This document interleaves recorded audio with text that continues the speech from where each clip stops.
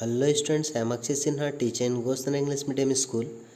ये sound chapter का 4th video lecture है और आज हम लोग बात करने वाले हैं वेव वेलोसिटी क्या होता है। ये वीडियो रिलेटेड होगा 9th क्लास से, तो 8th क्लास वाले लोग में भी समझ में ना आए तो चलेगा, उनके लिए बस डेफिनेशन पढ़ना था जो प्रीवियस वीडियो में हम लोग बात कर चुके हैं। तो आज का सबसे पहला डेफिनेशन है वेव वेलोसिटी होता क्या है। The distance travelled by any wave in 1 second is called wave velocity of that wave. मतलब वो डिस्टेंस जो कोई वेव 1 सेकेंड में पूरा करता है वो उसका वेव वेलोसिटी कहलाएगा, जब टाइम 1 सेकेंड हो तब। तो यहाँ पे डिस्टेंस ट्रेवल के जगह पे हम लोग जानते हैं कि वेवलेंथ भी एक टाइप का डिस्टेंस है, तो वेवलेंथ यूज करेंगे। तो velocity equals to wavelength lambda divided by time taken T. तो v equals to lambda by T, एक फार्मूला आया आपके पास, एक फार्मूला जनरेट हुआ v equals to lambda by T, where v is wave velocity, lambda is wavelength and t is time period of that wave. अब 9th class वाले लोग पहले भी पढ़ चुके हो कि फ्रीक्वेंसी क्या होता है। Frequency is equals to 1 by time period, या फिर time period equals to 1 by frequency, हम लोग 8th क्लास में पढ़ चुके हैं। तो यहाँ पे फ्रीक्वेंसी की जगह पे 1 बाय टी यूज कर सकते हैं। तो ऊपर के जो इक्वेशन आया v equals to lambda by T, तो वहाँ उस इक्वेशन को लिख सकते हैं v equals to lambda into 1 by T, और हम लोग जानते हैं 1 by T equals to F होता है विच इज़ फ्रीक्वेंसी। तो उसको रिप्लेस कर सकते हैं, जो लास्टली दिखाई दे रहा है आपको लास्ट इक्वेशन में कि जो 1 बाई टी लिखा हुआ था उसको एफ से रिप्लेस किया गया है, क्योंकि frequency equals to 1 by time period होता है।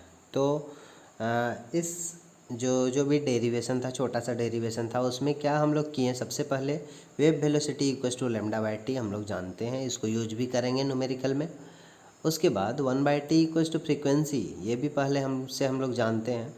तो जो भी equals to lambda by T आया, उस इक्वेशन का 1 बाई टी को यूज करेंगे फ्रीक्वेंसी के फॉर्म में।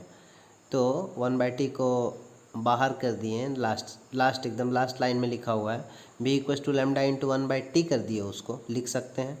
और उसके बाद 1 बाई टी को रिप्लेस किए f से विच इज़ फ्रीक्वेंसी। तो हम लोग अगला एक नया फार्मूला जनरेट किए कि wave velocity equals to lambda into F, where wave velocity को v से रिप्रेजेंट किए, लेमडा को वेवलेंथ कहते हैं हम लोग जानते हैं, और f which is frequency of any wave. मतलब एक नया फार्मूला जनरेट हुआ, wave velocity equals to wavelength into frequency.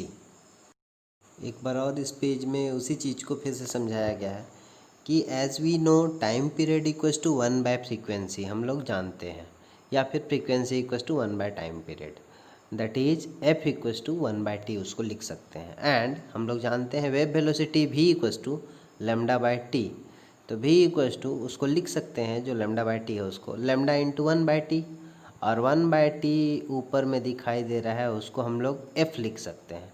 तो लेमडा इंटू एफ लिख सकते हैं v को, that is wave velocity equals to lambda मतलब वेवलेंथ एंड एफ मतलब फ्रीक्वेंसी। अब अगर मान लिए आपको कभी टाइम पीरियड टी दिया हुआ है, वेवलेंथ लेमडा भी दिया हुआ है, तो आप वेव वेलोसिटी निकाल सकते हैं, जो हमेशा होगा मीटर पर सेकंड के फॉर्म में, क्योंकि लेमडा का यूनिट मीटर होता है, टाइम पीरियड सेकंड में होता है, तो मीटर पर सेकंड में वेव वेलोसिटी आने वाला है। या फिर अगर आपके पास फ्रीक्वेंसी है, आपके पास वेवलेंथ है, तो आप वेव वेलोसिटी निकाल सकते हैं, क्योंकि वेव वेलोसिटी इक्वल्स टू हम लोग डिराइव किए कि वेवलेंथ इनटू फ्रीक्वेंसी होता है। अब थोड़ा ऐसा यूनिट के बारे में बात करते हैं कि क्वेश्चन देख के कैसे समझ में आएगा कि क्या दिया हुआ है। तो ऐसा यूनिट ऑफ फ्रीक्वेंसी हमेशा हर्ज में होता है, HZ दिखाई देगा आपको। जब भी न्यूमेरिकल क्वेश्चन बनाएंगे तो HZ लिखा हुआ है, मतलब आपको फ्रीक्वेंसी दिया हुआ है। वेवलेंथ का यूनिट क्या होना चाहिए, तो वेवलेंथ मतलब shortest distance between two consecutive Crest और ट्रॉफ, मतलब ये डिस्टेंस है तो इसका यूनिट हमेशा मीटर में आना चाहिए। वेवलेंथ इज लेंथ, इसीलिए लिखा हुआ है नीचे wavelength is length, therefore its SI unit is in form of meter. अब वेव वेलोसिटी का क्या यूनिट होना चाहिए। तो वेवलेंथ का यूनिट अभी अभी हम लोग देखें कि वो मीटर होता है, time period in form of second, time period हमेशा सेकेंड में रहेगा। तो wave velocity always written in form of meter per second. जब भी क्वेश्चन में मीटर पर सेकेंड में कोई वेलोसिटी दिया हुआ हो किसी वेव का, तो वो वेव वेलोसिटी है। तो यहाँ पे एक वेव वेलोसिटी का और एक यूनिट हो सकता है जो बुक जनरली यूज नहीं करता है।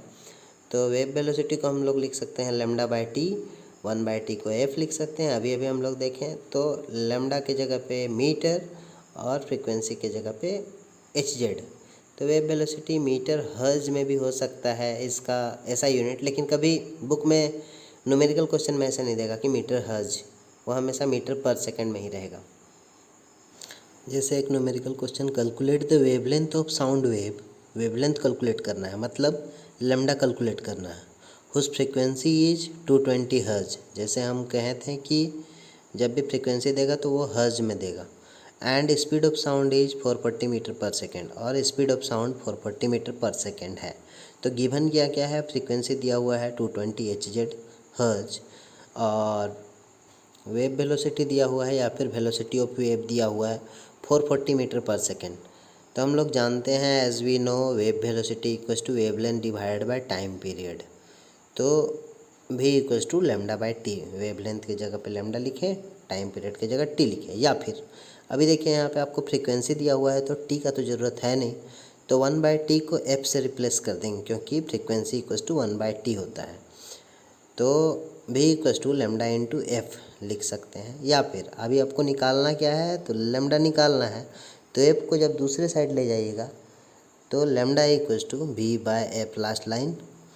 उसके बाद v की जगह पे 440 मीटर पर सेकेंड वो है स्पीड, और जो फ्रीक्वेंसी था वो 220 था। वेवलेंथ हमेशा मीटर में आएगा, तो 440 डिवाइड बाई 220 किए मतलब 2 मीटर।